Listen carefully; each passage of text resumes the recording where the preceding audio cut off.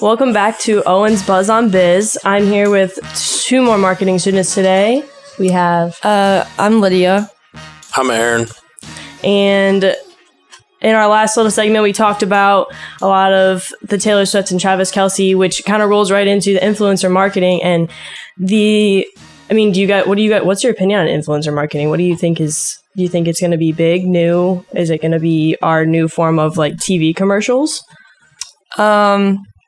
By what I've been seeing is in the last 2 years, that's what it has became really popular with the marketing, because that is what our society tends to lean on, is more social media based than television and the news and stuff like that, like our age group. Something that I found crazy about it is that I actually read an article saying that TV advertising is still super beneficial depending on what TV channel you're on and everything, but even when you're watching TV and you're looking at regular just commercials, you're still seeing influencers in them. And it just shows how crazy the rapid growth is in it. I mean, it really only seems to be up from here because of how much of an impact social media has in everyone's lives nowadays. So TV is still beneficial, but they're adding in those influencers. Like, are two worlds colliding here, or is it? Yeah, pretty much. I mean, it's something that you never think you'd see, because when social media first came out, kind of just seemed like it was like a teenager thing. No adults really cared. But even now, I mean, celebrities, adults love them. It's crazy how much of an impact they have on everything. There's something for everyone, and I think like you can get it to be more. Each individual person, your social media feed can be more like, how do I say it? But like designed to you or catered to you. So you see a lot more of that. But is it also, we were talking about with the Taylor Swift, that something like that, it goes in and out really fast? Is that something that we see more prominent because of social media, just in and out? What I saw with that is, yeah, you'll definitely have those influencers that lose their like following and their like capability to do that. But what they get out of it is brand deals which those brand deals, they market for those brand deals for a really long time then, because they make like what's that called? Like a contract with them and stuff like that. So yeah, you see it going in and out, but also has benefits to it.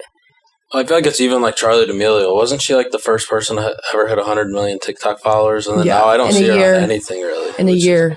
It's crazy how fast she blew up. But I mean, she's still out there, more famous than me. But I don't see her like I used to at one point. At one point, she was like every ad, every commercial. I felt like that was all I saw. Well, she made so much money already.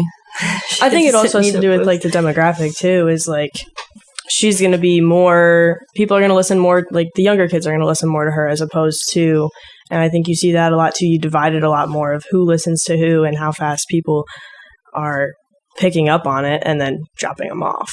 Yeah, I feel like a big key if I was an influencer and keeping my name up there so that I wasn't so in and out, I feel like a big thing would just be being authentic. Mm-hmm. I think that's what everyone says. They like follow the people for years and years if they're just like themselves and show their lives over like just like being someone else. Yeah, I think that a big part of it, if you want to keep your name out there, is just being real to who you are and only support the brands, especially nowadays. I mean, morals play such a huge impact on what somebody thinks about you, like your moral view on stuff. So I feel like just staying authentic to who you are. Making sure you know your opinions and staying with them. Yeah. And that's true with anything. You see that with anything. Just people will always tell you one thing or the other, but I see it a lot more because people can put anything and everything out there, and it'll come back to bite them a lot of times. I mean, you'll see influencers get big and then say something. I think cancel culture is huge right now with just how fast people can just be like, oh, you're done. Yeah. Yeah, literally the biggest switch up you've ever seen. I mean, it's like the Lizzo thing. Lizzo was huge, and then she got canceled a little while back. Because she went against what she originally states, and then... Oh, yeah, that's a very good point. But I think you see that a lot, too. You just see a lot of influencers, like, they are their true, authentic selves, and then all of a sudden they get a brand deal, or they get something, and they say something completely different, and then that whole following that they had built with that authenticity is now just gone because, they said they got a brand deal, they got another marketing side of it, and then they just get involved it's crazy how fast things go in and out. I mean, products, people, and I think social media has a big role in that. The attention span of people just shortened massively. Yeah, and you're dealing with the attention span of the whole globe, too. It's not like you're just your small town or anything like that. The reach that, I mean, social media is literally all over every country, whether you like it or not. So it's not just one geographic that you're dealing with. So I think if people are smart about what they say and what they do online, they can stay big like that. The other side of it is like the culture in America is so different. Like you were saying, the culture in America is so different than the culture in Australia or any other. I mean, you see it, Russia, Europe, like anywhere in those other countries, you just see the huge geographic, demographic difference. And then you have all these people trying to cater to everyone and it just doesn't work. But then you have people like Taylor Swift who are like global superstars. What's the difference between Taylor Swift and, I don't know, Charli D'Amelio, where Taylor Swift is relevant for however many years and then Charli D'Amelio had a year of fame? Yeah, I don't know. I get the Taylor Swift hype, but I don't understand how she stayed big for so long. I mean, for a while there, I felt like I never heard anything about her, and then the Eras Tour, when she was like she was staying quiet, and then the Eras Tour was just huge, and now she sells out every show, and the internet was crashing trying to buy her tickets, and tickets go for like what, $4,000, like the good ones. Yeah, the highest one was like $9,000 or something like that. That's wild. Just, that's one thing I don't get, how she stays that big constantly. I don't know. I wish I did.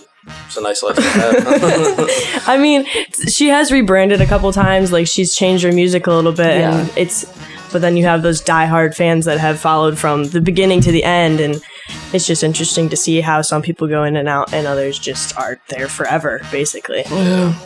We are going to take a short break. My name is Caroline. Thank you for tuning in to Owens Buzz on Biz.